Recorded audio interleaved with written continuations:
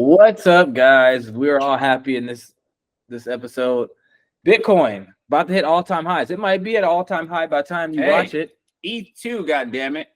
Anyway, it could be lower, but we think things are going to rise, guys. This is the first time that Bitcoin could reach an all-time high before the halving. So before I spill all the beans, we're going to dive into the macro charts per usual. We're going to talk about Bitcoin. We're going to talk about the ETF inflows. And we're just going to talk about how we see the market, playing out, man. How you guys doing today? Good. I'm great. No, but yeah, I'm doing good. We just shot another video, so I'm fine. I'm convinced that y'all be texting each other and be like, when Vince asks how we're doing it, we're just going to be short as fuck. Might as well start doing that. I'm convinced. No, but I'm good, though. So, all right, let's dive into it. Are you in the camp that there's no rate cuts coming this year now? No. Fuck. There's no rate cuts? You think there's no rate cuts coming? No, some people are starting to think that, though. But we I don't know. I don't think there's no rate cuts. I think we might be overplaying the number of rate cuts. Yeah, let's get through these shitty charts first with no indicators. No. All right, guys. So this is the weekly change in Bitcoin holdings for the U.S. spot Bitcoin ETFs. So March 1st, despite the outflows from Grayscale, we still had $147,000 in new Bitcoin bought from investors. And you can see that, like, guys, from week 7 to week 8, we went from 10K to 34K, albeit we did have 31K back here. But if this was shown on a chart, it would just be higher highs and higher lows. Like it went up, it dipped down, and it went back up. And for every ETF product, it seems like they're buying just more and more. These are millions, right? Yeah. So that means 1.4 billion was bought.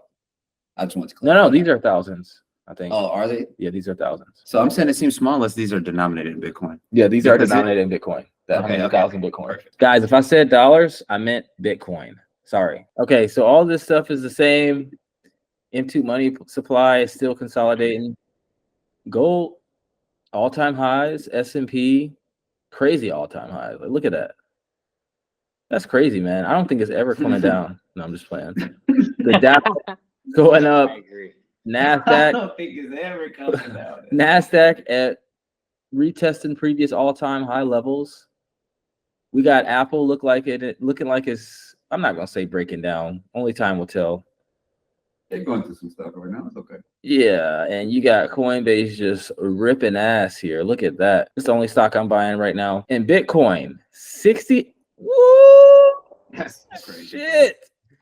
Literally almost at all-time highs. Guys, and I'm going to show this picture on the screen. You got a lot of people and institutions buying Bitcoin OTC. There was only 40 Bitcoins left on OTC. So now all that OTC buying, that liquidity, is going to start showing on the spot exchanges because the OTC is running out. So now this is also going to tie into my reason that I'm pissed I missed this uptrend here. Little one. I'm gonna call it a parabolic move in the last month, and it's because, bro, we knew that these funds needed to precede or buy Bitcoin in order to be able to satiate the demand, right, or satisfy the demand, right? The numbers are this: all 9 funds that got approved, basically since day one, have been buying anywhere between 3,500 Bitcoin to 4,300 Bitcoin per day. The amount that's entered into the market every day in terms of Bitcoin is about 900. And so the amount that they're buying is far outpacing the incoming supply and probably some selling pressure as well, obviously. We knew this was gonna happen, and I should have bought fucking way more. I'm just saying. I hate that I missed it, and of course, in hindsight, it's obvious. But man, it's crazy that I didn't see that. But I'm glad I see it now because this is going to continue. They're going to have to keep buying Bitcoin. You just mentioned there's only 40 left on the OTC market, which is super insane, by the way. But the only thing that's telling me, yes, do I expect some people to sell at the all-time high previous 69,000? Yeah. But for the most part, man, they're going to have to keep buying up this Bitcoin to satisfy the demand. And demand is only going to increase. This is before pension funds are getting into it. This is before other money market funds are getting into it. This is before all of that. This is just based on these 9 funds buying up Bitcoin to basically fill their coffers so they can take on more clients. And to piggyback on that, guys, I will go out on a limb and say that I think this is confirming a bull market 100%. And the reason why is because I would agree, by the way. And then I think altcoin season is going to come after, just because of how the money cycles in and out. There's never been a time where once Bitcoin hit all-time highs, it didn't go up a lot after. So you can see that the all-time high back in, what was this, 2013 was $973.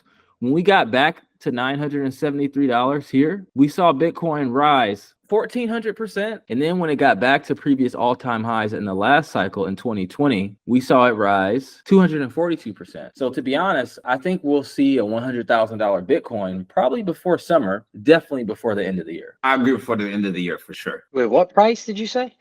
100,000 Before the end of the year? Yeah.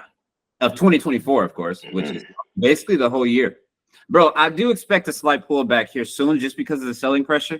But still, I've been asking myself the question, if they keep buying 35, let's say on average, 4,000 Bitcoin a day, they keep doing that, bro, even with some of the selling pressure that's going to start to show itself, in my mind, the fact that they're buying I don't know when that's going to stop. So that's definitely going to outweigh the selling pressure, in my opinion, because they're just going to buy it right back up. And so even if we did get a pullback, and I'll finish off with this, I can't see it going back below $45,000 per Bitcoin.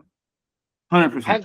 I have seen a lot of like logarithmic charts where, you know, what's the website that does this, where they look at logarithmically how Bitcoin moves up in price, and it usually doesn't retap previous lows after it makes new highs, sort of thing. Is that Glassnode or the stock to flow model? We kind of invalidated that in the last cycle, but just by a little bit right here. But it was by a tiny bit, I recall. It was by like a very small amount. But I don't know, like, I know that based off of that, 100,000 makes the most sense.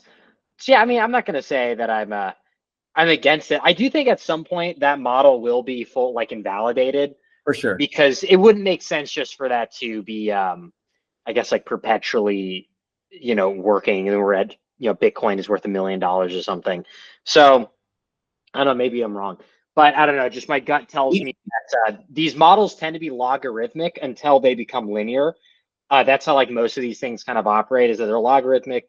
They reach some sort of like exponential point, and then they usually curve off near a top point where it becomes very hard for them to go further. I don't know. I don't know where that's going to be for crypto. I'm in the market, so I'm definitely riding this. I definitely think we have a lot further up to go from here. So yeah, maybe 100K would be amazing. Well, that'd be pretty sick. You gotta keep in mind too, we have a Bitcoin ETF, and the halving hasn't even happened yet. I know, which is, yeah, That's fucking and bomb. a lot of They're not about positive to trends. sell their Bitcoin, bro. Like, it's hard for me to see it having a huge correction at this point. It really is. They're not. You think BlackRock is about to? They're not about to sell anything. They have to hold it. So I mean, Yeah, and all of my investors are calling me like, "Hey, I want to put more in." I'm like, "Man, where the fuck was y'all at a year ago?" People. Well, that's always the sign, though. That's always the sign, right? Guys, we sound so excited. That's funny. That I think the thing now too is because look, I think the market participants over the years, we've gotten smarter collectively in terms of how to invest in Bitcoin. If that makes sense. At 69,000, you're not going to see as much selling pressure as you would have saw in 2020, as you would have saw in 2017 when we hit 20,000.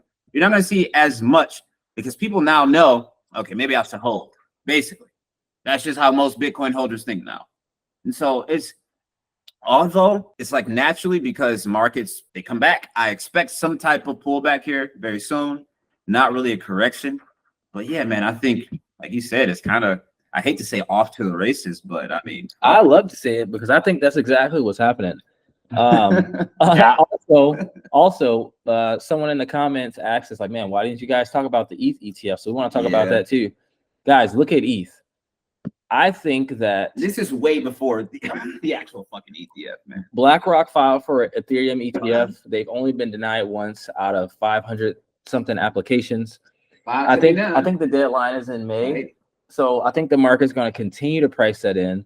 And pretty much most of the altcoins are built on ETH or have a bridge to ETH. So this could make the altcoin season even crazier.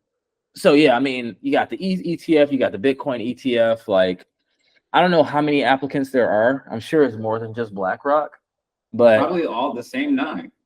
But yeah, I think I wouldn't be surprised if we saw ETH like touch its all-time high like shortly after, probably shortly after the halving, if I had to guess. And then I think people are going to start rotating out of ETH into different altcoins. I've always been more excited about Ethereum than Bitcoin. Yeah, like, and then, you know, people always talk about the flippening. Ethereum is like digital oil. Bitcoin is like digital gold. Oil is worth more than all precious metals combined because you can use it. It has multiple use cases.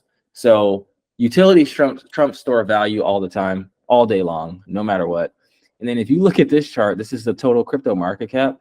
I thought that we were going to come back down and test this, but it just said, fuck that. And it's just kind of just going crazy. You got stablecoin liquidity dropping more and more. We're under the 62 EMA. These are bull market levels. People, when this is going down, that means people are selling their stable coins to get into Bitcoin or different altcoins.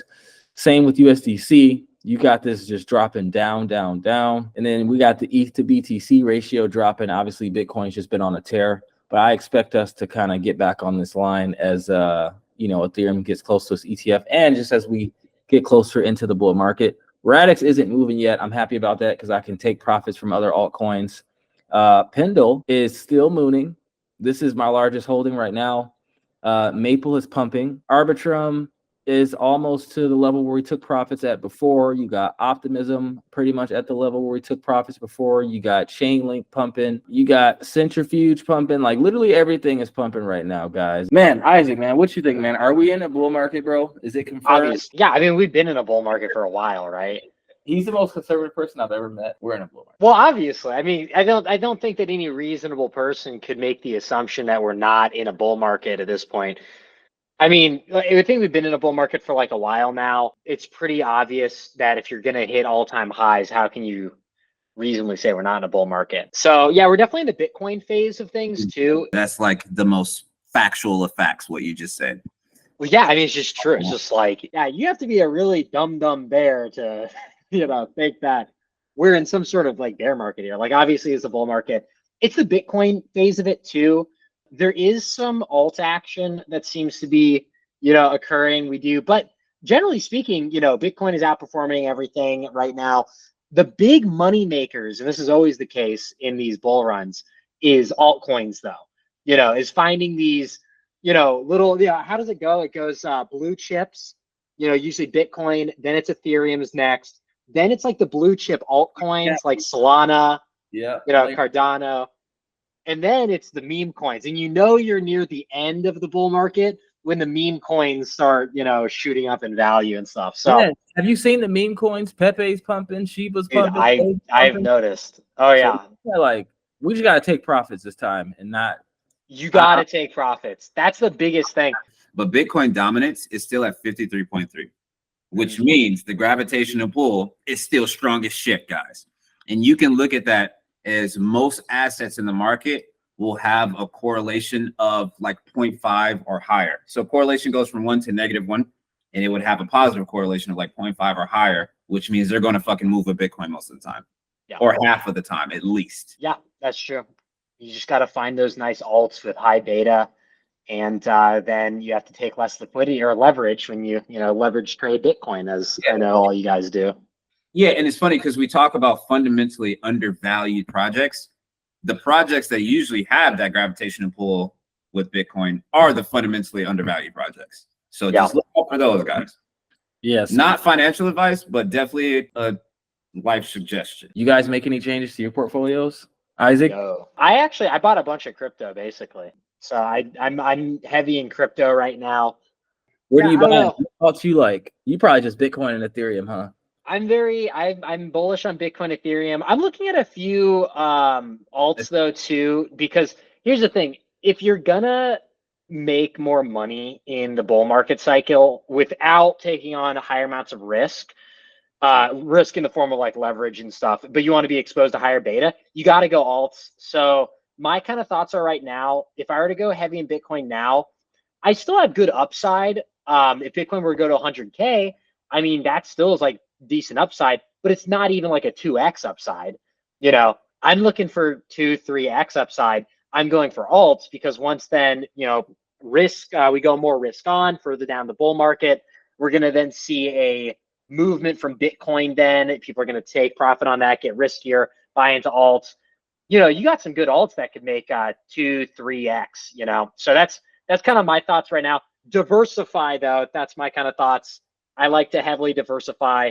If something goes to the shitters, at least I'm not, you know, being hung by a rope on that one coin. Right. You got I any? like that, actually. You got any altcoins specifically that you like that you're looking at that you want to share? Kind of just like a portfolio of like Solana. I think Solana has a lot of good stuff. I know that there's new stuff that's being launched on Solana that might boost some liquidity into that market. I'm doing a bit of meme coins too. I'm trying to test out some meme coins, Which but one? very small amounts. I don't know. I did a little bit of like Pepe coin. I was gonna say, man, I think Pepe is gonna be the Shiba of this cycle. It's I super think pumped. so too.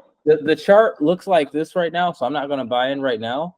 But I was thinking about putting like 1% of my portfolio in some Pepe as well. But I'm just like, Yeah. I mean, I might as well. Pepe. You don't fuck with Pepe coin? I don't do meme shit. I don't. I think that's smart, generally speaking, to not do meme shit. I don't do more than like maybe like $100 here, $100 there. If I got money just to throw around, because here's the thing: if one of these meme coins, like, and they do sometimes, like 20x or something, I threw in $100 in there. That makes up for even if I lose all my money on 19 other ones, right? And I know this is gambling talk. So I, generally speaking, I would never allocate more than maybe 5% of my portfolio at max to meme coins. And this isn't just pure like principle, but you can sometimes make the most on a meme coin if it does really well. The issue with meme coins obviously is liquidity issues. It's you know, let's say you 20x on Pepe coin, and then you're like, oh, I just made, you know, I put in $100. Now I have you know, 2,000. I need to pull out. The liquidity is always tight on those, so you have to be worried about slippage. Set your slippage correctly so you're not losing 5% every time you pull it out of the LP. That's my only like major concern. But if you could be smart about like DCAing out of a, you know, really healthy shitcoin position, I mean, those can be some of the most lucrative. Well, so it's like some would say you're kind of full of shit to what I just said. Because, okay, so for me, I guess I'm not making any changes. I'm just going to go more along Ethereum because I just wish shit happens, right? And like, damn, if I saw that, that would have been a quick, nice bag if I concentrated a little more in there, because I would have if I had the foresight on that. But for some reason, it just didn't click fully, even though that's what we talked about every day leading up to the ETF. It's so weird. But anyway, I think because we've been going over this a lot too, I think somebody would look at me and say I'm kind of a hypocrite because I say I stay away from the meme shit.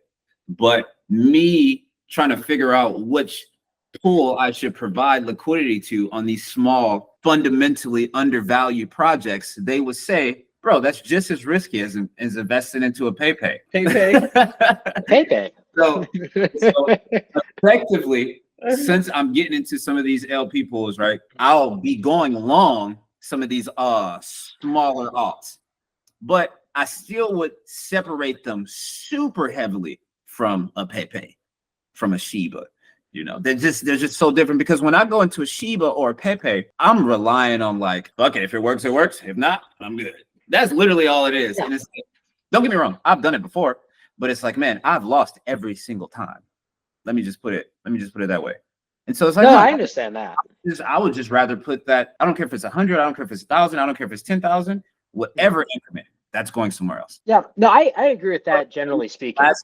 Last thing I would add is I like to consider myself an investment agnostic type of guy. So you know, I'm in multiple asset classes, right? And so it doesn't make sense for me to take on that much risk in any sector whatsoever, any market whatsoever. What about that shitty property you bought that you said you wouldn't be able to flip? You serious? Yeah. Okay, wow, that's real estate for one, super I'm different. joking, bro. I was gonna get into the weeds. I was gonna say I acquired I that was gonna say, damn. bro, 0 down, guys. It's called creative finance. I paid no money out of pocket for that. Oh, The man. deal ended up going south for whatever reason, but there was no money involved. To the South Pole. And the tenant was Section 8. So I wouldn't have had to do any work until she passed, which would have been like 10 more years because she planned on dying there. So that was actually a super great buy. Free cash flow, no money down. I mean, talk about a negotiation beast. But anyway, enough about crypto. Should we move on to other stuff real quick or what? Crypto is amazing for low liquidity retail investors to make a lot of money much more quickly than you would in like the stock market, simply because crypto is just such a risky asset. It's a risky market, so there's a lot of upside to it with very low amounts of liquidity. Like if you were to make a lot of money on Nvidia or something, your upside right now is very low. And in the stock market, generally, there's very low upside, generally speaking. If you're a big institution, it's very safe. Still high in Nvidia. Oh, yeah. If you're in Nvidia early on, of course, yeah, you'd still make a lot of money. But generally speaking, stock markets have very low betas, especially if you're like a low liquidity investor. This is why institutions, though, don't fuck with Bitcoin. And not with Bitcoin. Sorry, they fuck with Bitcoin now because of high liquidity, but they don't fuck with altcoins, generally speaking. Mostly because A, it's risky, but also there's low liquidity. If you're going to park billions of dollars, you're not going to do it in altcoin. Us, the wagey retail investors, not to speak for you guys, but wage slave retail investors, it is so nice to have high beta, low liquidity market options, which exist only really in crypto, that can actually lead to 10x's, these sorts of things. And you're only going to really get that for the most part in these like weird alts. But there can be some game to it. There's some strategies involved. But I'll leave it at that. We can talk more about alt strategies, maybe on its own episode. But yeah, that'd be a whole episode for sure. Enough about crypto. Let's get into something else. It's like no, but all right, guys. No, so y'all know I like to have certain snapshots, like whether it's weekly or monthly, because sometimes it doesn't change on a week-by-week basis. And there is a few things that has been in the forefront of mainstream and alternative media, and that is inflation, rate cuts, as well as NYCB, New York Community Bank. If you guys haven't heard, their shares over the last month have fell like 80%. And it's almost like a SVB situation, Silicon Valley Bank, but it's not quite. Most of this right now is actually fear, because a few weeks ago, they basically increased their capital reserves on hand, citing potential commercial real estate risk down the line. So nothing has happened yet, but they have billions of dollars worth of commercial real estate loans that are coming due. That's included in the 1.5 trillion overall that are coming due this year in 2024 across all regional banks, for example. So today or last week, their stock dropped another like 30% because they also found basically weak ass management. And today it dropped again because it was their second time being downgraded by Moody's. And so now they're 2 levels below investment grade. That's horrible. When you hit that level, basically people are going to start taking their damn money, and you have to pay more to take on deposits. So they're literally right now in a shit cycle. That's what I'm going to call it. They're in a shit cycle. And the problem hasn't even started yet. And that's the fact that those commercial real estate loans are coming due. That's their problem. It's not because they bought bonds. It's not anything but their commercial real estate. So it's just all fear. So we might see more banking issues come up. This may be a precursor to way more regional banks. We thought this shit was over back in March last year. This may be a precursor to way more banks having the same issue, because we've been talking about this, and things get swept under the rug and then they pop back up out of nowhere as if we never talked about them. And commercial real estate has been that topic over the past probably 2 years at this point. I just watched a video on this. I think this is very astute analysis. So we could see more commercial real estate issues coming down the line. But anyway, moving on to the Federal Reserve. Inflation has been in the forefront, and rate cuts. So do you guys think there's going to be a rate cut in March? There's not, but what do you think? I mean, that's a shitty way to ask it. I concur. with your analysis on this. That was a shitty way to ask it. Anyway, I'll just move on. So I don't expect the first rate cut. I don't even expect it in June. It's too early to tell for June, but we'll see. I don't expect it right now because the data has been pretty fucking fire. So I'm going to focus on PCE in terms of the inflation gauge. It's preferred inflation gauge, so they like to use core PCE to be specific. In the print in January was 2.8%. That was as expected. The print before that, I'm talking about core, by the way. The print before that, it was 2.9. So we're still moving slightly in a direction that the Fed wants us to move into, but it's very slow. The month before that, I think it was like 3. So it's literally just been moving very, very, very slow. So it's not convincing enough to the Federal Reserve, hey, this month in March, we're going to cut. Wouldn't make any sense. You could be cutting too soon. And so I think they're going to hold.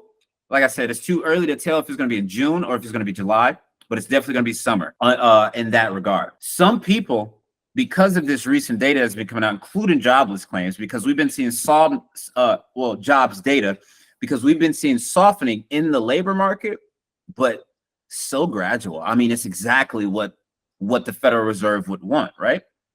And so I'm starting to see a lot of folks either in the no landing camp, and some people are saying we are going to remain higher for longer, and that we might not get a rate cut in all of 2024. I don't agree with that because they're literally implying we're good, basically, from here. You should buy, you're good. You're good. That's what they're saying. It's hard for me to believe that, although it looks like it. There is no relief in housing coming soon. None. It's still a supply problem. Nothing has changed in that regard. Nothing. It's still a supply problem. The stock market has been showing strength like my fucking arm because I'm strong. And all other data has just been looking so pretty. And so, as an investor, I invest accordingly. But in my mind, I still have to think because of market history, unless it's completely broken, we should have a pullback somewhere, which will cause the Fed to cut rates if they don't cut rates strictly because inflation is now sustained at 3% in their eyes. And so they want to bring the real Fed funds rate down. So I'm going to invest accordingly, but I have to think that there's something negative in the pipeline that we're not factoring in. And don't ever think the Federal Reserve will tell you that they're concerned about commercial real estate. Fuck no. But that's one of the bigger risks on the horizon. Obviously, that affects regional banks, that will affect larger banks and affect a large consumer base. And I have to assume something has to cause the market to get back to a sense of normality. Because if I didn't know shit about economics and finance, in my mind, everything's just going up. Everything's just going up. Bro, you all on my side, bro. Everything good. He over here. Yeah, man. I expect markets to continue pumping. We'll keep you guys in the loop. I think altcoin season is among us. Use risk management, allocate funds safely, and let's make some money. Let's make some money on. Yeah, we thank y'all for watching. Thanks for tuning in. Like, comment, subscribe, all Tell that your stuff. aunties too. Yep, tell your aunties. Tell your aunts and your uncles. If your great-great-grandmother's still alive, tell her. Yeah. This is not going to be like the Great Depression, and she deserves to know. So with that, we thank y'all for watching, and we'll see y'all in the next one. Peace out. See you later, everybody. Woo!